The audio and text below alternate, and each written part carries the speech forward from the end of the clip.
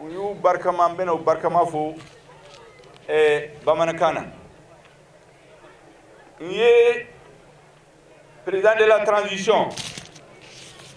Assimi Goïta ye n ka foli de fɔ aw bɛɛ ye k'a fɔ ko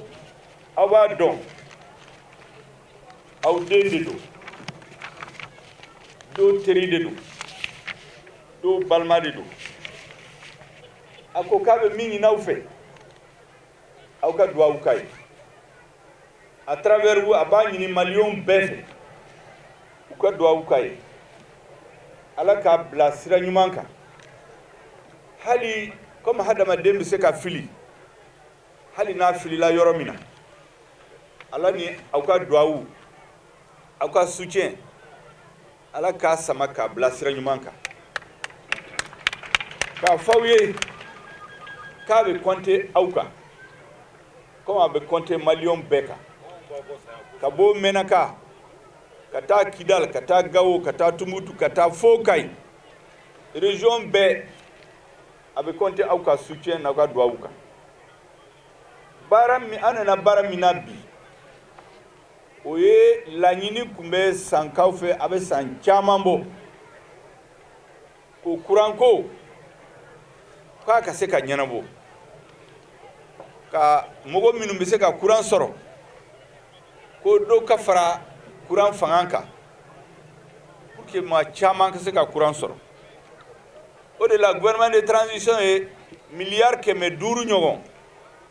a y'o de débloqué ka ministre des mines ani EDM ɲɛmɔgɔw u ye laɲini min kɛ gouvernement fɛ k'u b'u dɛmɛ u ka se ka kuran ko ɲɛnabɔ o de kama président ye délégation ba de bila ka na bi premier ministre de b'a ɲɛmɔgɔya la ministre de l'énergie des mines de l'énergie et de l'eau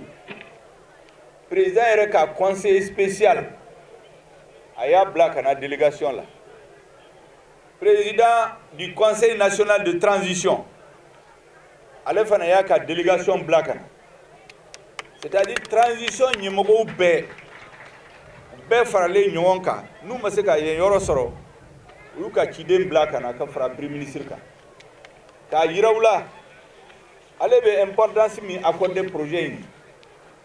o projet in miseli de don a kɛra san bi sini kɛnɛ yanni transition ka ban ale b'a fɛ o projet ɲɔgɔn ka se ka sigi région bɛɛ la n'o projet sigira ne y'a fɔ aw ye sisan ko miliyari 5 maa min tɛ miliyari o ye miliyɔn 1000 o de ye miliyari 1 o ɲɔgɔn 5 o de débloquera gouvernement fɛ ka ɲi jɔ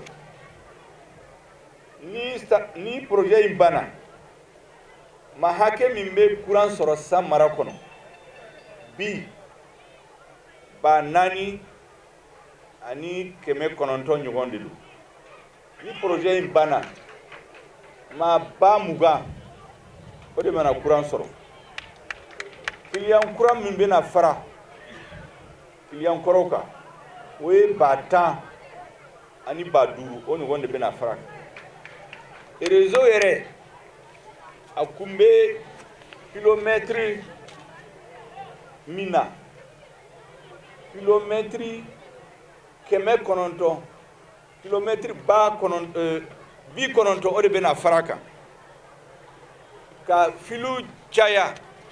ka taa kilomètre 150 o de bɛna fara réseau in kan o b'a yira ko projet in a barika ka bon kosɛbɛ sankaw ma mɔgɔ minnu bɛna kuran sɔrɔ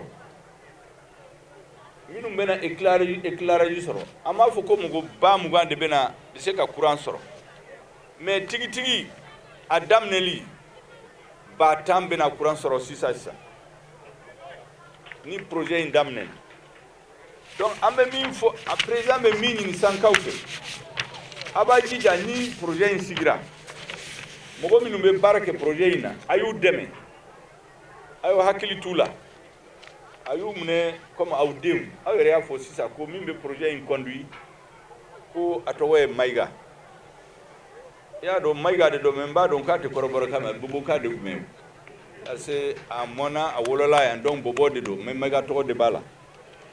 donc k'aw jija aw ka minɛ n'a bolo fila c'est comme Traoré ni Gindo minnu bɛ Gawo ani Kulibali ani Traoré ni Gindo ni Kulibali tɔgɔ de b'u la mais kɔrɔbɔrɔw de don parce que u tɛ bamanankan mɛn u tɛ foyi mɛn olu ye kɔrɔbɔrɔw de n b'a dɔn Mayiga nin ale fana ye Bobo de donc k'aw ka duwawu k'a ye k'aw ka dɛmɛ ni hakilina ye donc n'o banna n bɛ segin duwawu ɲini ka tuguni parce que hakilina min banna min bɛ gouvernement la min bɛ président yɛrɛ la an b'a dɔn tigitigi o hakili ni duwawu tɛ an kɔ n t'a fɔ k'a tɛ se ka sabati mais a ka gɛlɛn donc pour que Ala k'a nɔgɔya n ma n b'a ɲini bɛɛ fɛ maakɔrɔba denmisɛnninw musow diinɛ bɛɛ ka duwawu kɛ président la transition ye bɛɛ ka duwawu kɛ gouvernement ye bɛɛ ka duwawu kɛ ministre des mines ani énergie et de l'eau ani EDM u ye hakilina min sɔrɔ u ye courage min sɔrɔ u ye initiative min sɔrɔ k'u cɛsiri ka fara a kan u ka se k'o ɲɔgɔn kɛ région bɛɛ la région caman la yanni transition in ka se ka ban donc kumaba minnu fɔra tubabukan na u y'u yɛlɛma bamanankan ma a jɛlen tɛ mais comme ne ye bac sɔrɔ kabini M5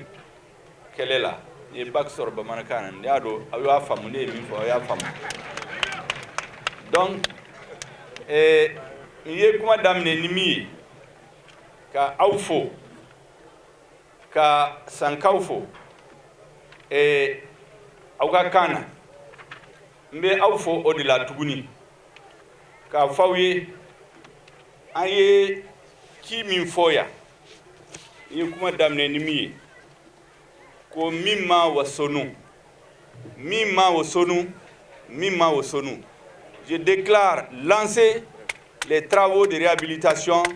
du réseau d'électrification de 100. Merci bien.